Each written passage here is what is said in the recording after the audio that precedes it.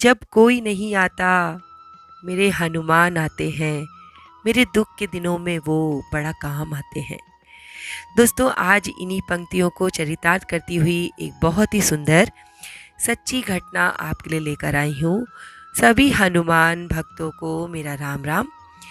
दोस्तों, जो पिछली बार मैंने पूछा था प्रश्न कि हनुमान अष्टक की रचना किसने की है, तो उसका सही जवाब है तुलसीदास जी। और जिन लोगों ने मुझे सबसे पहले कमेंट किया था, उनमें से 3 लोगों का नाम मैंने शॉर्ट आउट किया है, जो वीडियो के लास्ट में मैं आप लोगों के साथ शेयर करूँगी। दोस्तों, जहाँ पर आप रहते हैं वहाँ पर ठंड कैसी पड़ रही है? कानपुर में तो ठंड बहुत ज़्यादा है, इतनी ज़्यादा ठंड है कि कुछ भी काम करने का मन नहीं कर रहा है। बिल्कुल हाथ-पैर एकदम जैसे लग रहा है जम गए हैं। तो मुझे कमेंट करके ज़रूर बताइएगा कि ये ठंडी का जो भयानक स्वरूप है, कहाँ-कहाँ लोगों को झेलना पड़ रहा है और किसका-किसका काम करने का मन नहीं कर रहा है। मेरा तो नहीं कर रहा है कुछ भी, ऐसा लगता है कि बस रज़ाई में लेटी रहूँ और कुछ करना ना पड़े, लेकिन ऐसा हो सकता है क्या? तो अपनी जो अनुभूति है आपके साथ मैं शेयर कर रही हूँ। दोस्तों, इस अनुभूति को भेजने वाले जो हैं उन्होंने अपना नाम शेयर करने के लिए मना किया है। उन्होंने बोला है कि ये घटना वो चाहते हैं कि लोगों के सामने आए, लेकिन वो ये नहीं चाहते हैं कि जिससे जुड़ी ये घटना है उनका नाम लोगों के सामने आए, वो इसको छुपा कर रखना चाहते हैं। परंतु हनुमान जी की महिमा का बखान सब जगह हो, इस चीज़ को ध्यान में रखते हुए उन्होंने इस घटना को हमारे साथ शेयर करने का मन बनाया है। तो आगे की जितनी भी आपके साथ बातें मैं शेयर करूंगी वो उन्हीं के शब्दों में होंगी। लिखते हैं दीदी राम राम, मैं राजस्थान के एक छोटे से गांव का रहने वाला हूं और आपके साथ आज अपने जीवन की उस घटना को शेयर कर रहा हूं जिसे शायद कोई भी भाई कभी अपने जीवन में नहीं महसूस करना चाहेगा, जो मैंने महसूस किया है। दीदी, हम जिस जगह से बिलोंग करते हैं वहाँ से मेहंदीपुर बालाजी का मंदिर बहुत दूर नहीं है।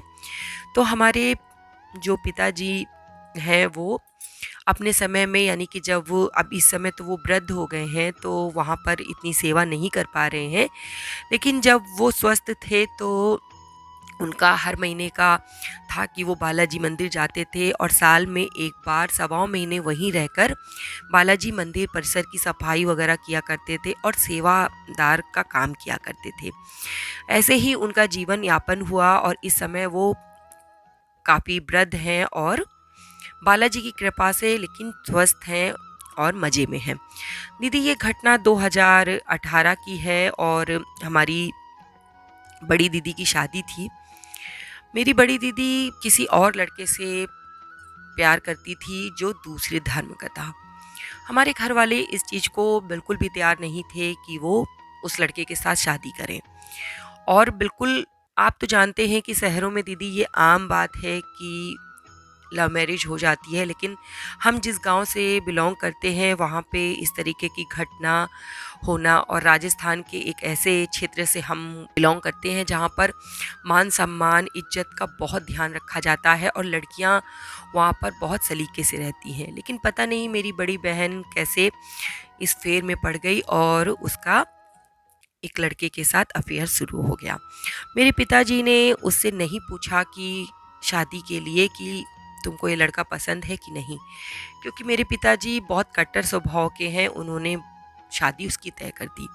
उसने उस समय थोड़ा सा ऑब्जेक्शन किया, लेकिन फिर मान गई। तो हमें लगा कि शायद उसको समझ में आ गया होगा कि बिना घर वालों की इजाज़त से अगर वो शादी करती है तो पिताजी उसको छोड़ देंगे, क्योंकि हमारे पिताजी इसी तरीके की नेचर के हैं कि वो त्याग कर दें अगर, क्योंकि पूजा पाठ इतने समय से करते चले आ रहे हैं तो उनके मन में किसी भी तरीके का कोई ऐसी भावना नहीं है, अगर त्याग दिया तो त्याग दिया। ऐसे भी पहले हमारे साथ घटना हो गई थी, तो पिताजी ने हमारी बुआ जी को त्याग दिया था। इस चीज़ का भय हमारी बहन के अंदर था, तो उसने उस समय कुछ भी नहीं कहा और मान गई शादी करने के लिए। घर में शादी की पूरी तैयारी हो गई, कार्ड वगैरह बट गए, सब कुछ अरेंजमेंट हो गया। बारात आने में केवल 1 दिन बचा था। तब तक मेरी दीदी बिल्कुल नॉर्मल थी, मेहंदी भी लग गई उसको, दूसरे दिन उसको पार्लर जाना था। कुछ भी उसने ऐसा ऑब्जेक्शन नहीं किया कि वो कुछ ऐसा कदम उठाने वाली है जिससे पूरा परिवार हिल जाएगा या परिवार की इज्जत दांव में लग जाएगी। मैं इसके लिए उसको दोषी मानता हूँ कि अगर उसको बयान नहीं करना था तो उसको उस समय खुलकर बोलना चाहिए था, बिल्कुल मना कर देना चाहिए था। लेकिन उस समय शायद उसने पापा के डर से, पिताजी के डर से कुछ भी नहीं बोला और चुपचाप शादी वाले दिन का उसने इंतज़ार किया। परंतु उसके मन ही मन क्या चल रहा था ये हम नहीं जान पाए। बारात जनवासे तक आ गई थी और मेरी बहन ब्यूटी पार्लर जा चुकी थी। हमें लग रहा था कि वो ब्यूटी पार्लर में तैयार हो रही होगी, अपनी सहेलियों के साथ वो गई थी। घर में हमारे यहाँ कोई और लड़की नहीं है, दीदी हैं और उसके बाद हम 2 भाई हैं और हमारे चाचा वगैरह की भी लड़कियां नहीं हैं जो उसके साथ जाती। माँ हमारी काम में लगी हुई थी। उसकी सहेलियों ने उसके साथ साठगांठ करके उसको अपने प्रेमी के साथ भागने में मदद कर दी और हमसे कहा कि हमें नहीं पता कि क्या हुआ। बहुत देर तक जब उसके आने की कोई खबर नहीं हुई तो मैं खुद गया बाइक लेकर और वहाँ हमें पता चला कि ऐसे ऐसे वो तो निकल चुकी है और अभी तक नहीं पहुँची, तो इसमें हमारी कोई गलती नहीं है। पार्लर वाली ने कहा कि वो तो जा चुकी है। घर में जैसे ही इस चीज़ की खबर पहुँची, घर में कोहराम मच गया था। बारात जनवासे में थी और बहन का कोई अता पता नहीं था। दुल्हन के भेष में पूरी तैयार बहन कहाँ गई किसी को कुछ पता नहीं चला। हम लोग बिल्कुल परेशान हो चुके थे। आप इसे बिल्कुल फिल्मी ड्रामे की तरीके से समझ सकती हैं जो हमारे साथ हुआ। मुझे लगता था कि फ़िल्मों में इस तरीके से होता है, लेकिन ये असल ज़िंदगी में हमारे साथ हुआ। हम उस समय बिल्कुल भौचक्के हो गए। हमारे पापा उस समय इस चीज़ को सुनकर बिल्कुल ऐसे लग रहा था कि शायद बचेंगे नहीं। वो दहाड़े मार मार के रोने लगे, तो हमारी माँ ने उन्हें संभाला और कहा कि इस तरीके से अगर आप करोगे तो हमारी इज्जत और चली जाएगी। पापा तो बिल्कुल इस चीज़ को तैयार थे कि आज हम उसे बिल्कुल मार डालेंगे। अगर वो मेरे सामने आ गई तो वो मेरे हाथों से नहीं बचेगी। माँ के समझाने बुझाने पर वो शांत हुए।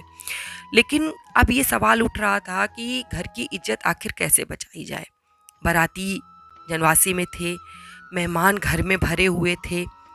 हमारे 2 घर हैं, तो एक घर में मेहमानों के रुकने की व्यवस्था की गई थी और एक घर में परिवार के सदस्य लोग थे। सारे परिवार के सदस्यों को पता चल गया था कि दीदी ने क्या काम किया है। घर में रोना पीटना शुरू हो गया। रिश्तेदारों को भी पता चल गया। इतनी हमारी बेइज्जती हुई। मेरे पिता ने उसी समय बालाजी से प्रार्थना की कि बालाजी महाराज, मैंने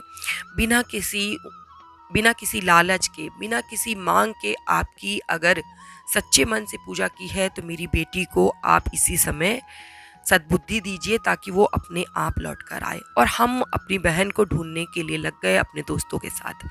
लेकिन उसका कुछ पता नहीं चल रहा था कि आखिर वो गई तो कहाँ गई, वो कहाँ छुप कर बैठ गई थी, हमें इस बात का पता नहीं चल रहा था। हम इतना ज़्यादा परेशान हो गए थे कि अब करें क्या, अब तो हमारी नाक कट जाएगी, बेइज्जती हो जाएगी। शहरों में ये आम बात हो सकती है, लेकिन हमारे गांव में और राजस्थान जैसे गांव में जहां मान मर्यादा का इतना ज़्यादा ध्यान रखा जाता है, वहां तो हमारे लिए बहुत बड़ी बात थी। इसके लिए लोग मरने मारने पर उतार हो जाते हैं। अब हमें इस चीज़ का डर था कि क्या होगा, क्योंकि लड़के वाले भी अगर इस चीज़ को जान जाएंगे तो बहन की दुर्दशा हो जाएगी। पापा तो बिल्कुल अन्न जल त्याग कर बैठ गए और कहने लगे कि अब बालाजी ही जो करेंगे, नहीं तो मैं सबको बता दूंगा कि क्या हुआ है। मेरी माँ ने समझाया कि अगर तुम बालाजी महाराज को मानते हो तो उनके ऊपर विश्वास करो, परेशान ना हो। हमने कभी किसी का बुरा नहीं किया है तो हमारे साथ कभी बुरा नहीं होगा। अचानक से हमारी दीदी का फ़ोन आया और उन्होंने बताया कि हम ऐसी जगह पे हैं और हमें आकर ले जाओ। गुस्सा तो मुझे बहुत तेज आ रहा था कि उसी समय उसको 2 बातें कहूँ, लेकिन समय नहीं था और उचित समय बिल्कुल भी नहीं था कि मैं कुछ कह पाऊँ। मैं कार लेकर उसे लेने के लिए गया। तब उसने बताया कि हमारा बाहर मंदिर में शादी करने का प्रोग्राम था और जाने का बाहर हमारा प्रोग्राम था कि हम यहाँ से छोड़कर चले जाएंगे, लेकिन ऐन वक्त लड़के के जो पिताजी हैं वो जान गए और उन्होंने बिल्कुल भी मना कर दिया कि ये रिश्ता नहीं हो सकता और तुम अपने घर चले जाओ। तो मुझे इतनी शर्मिंदगी हो रही थी कि मैं घर कैसे आऊँ। मुझसे इतनी बड़ी गलती हो गई। जिस लड़के ने अपने पिताजी के लिए मुझे ऐसे हाल में छोड़ दिया, वो लड़का मेरा ज़िंदगी भर क्या ख्याल रखेगा। मुझे अपनी गलती का एहसास है, मुझे माफ़ कर दो और मुझे घर ले चलो। हम उसे घर लेकर आए, उसने पिताजी से माफ़ी मांगी और कहा कि ऐसी गलती वो कभी नहीं करेगी और वो बालाजी महाराज की कसम खाती है। पिताजी ने माफ़ कर दिया और उस समय कोई और चारा भी नहीं था।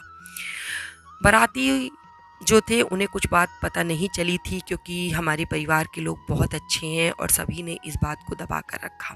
दीदी की शादी को आज कई साल बीत चुके हैं, उसका भरा पूरा परिवार है, बच्चे हैं, तो मैं नहीं चाहता कि उसके नाम किसी के सामने आए, इसलिए मैं अपना नाम भी नहीं शेयर कर रहा हूँ और उसका नाम भी नहीं शेयर कर रहा हूँ। लेकिन ये जो घटना आपके साथ शेयर की है ये बिल्कुल सच्ची है। बालाजी महाराज जानते हैं कि मेरे दिल से निकला हुआ एक एक शब्द बिल्कुल सच्चा है और मैं आपको तहे दिल से धन्यवाद देता हूँ कि आप बालाजी महाराज की ऐसी घटनाओं को लोगों तक पहुँचाती हैं। राम राम दीदी। दोस्तों, आपको ये घटना कैसी लगी? दिल को छू लेने वाली थी। ऐसी ऐसी घटनाएं लोगों के साथ होती हैं जिस पर विश्वास करना मुश्किल हो जाता है। ऐन वक्त पर लड़की का घर से चले जाना और उसका सद्बुद्धि उसको आ जाना ये बहुत कम होता है, वरना लड़कियों को जब तक बुद्धि आती है तब तक बहुत देर हो चुकी होती है। तो आज के लिए बस इतना ही, पर मैं नाम लोगों का आपसे शेयर कर देती हूँ। सबसे पहला जो हमें कमेंट मिला था वो था प्रकाश शिखा सागर जी का। दूसरा कमेंट हमें मिला था लिविंग विथ पंकज जी का और तीसरा प्रियंका कुमारी जी का। तो आप सभी लोगों को मैं बधाई देती हूँ और मैं बाबा से प्रार्थना करती हूँ कि बाबा मेरे, जो भी भक्त आपकी सच्चे दिल से प्रार्थना करे, जो भी आपको सच्चे दिल से पुकारे, आप उसकी मनोकामना पूरी कीजिए और उसके ऊपर अपनी कृपा दृष्टि ऐसे ही बना के रखिए। इसी के साथ जय श्री राम, जय बाबा की और हर हर महादेव।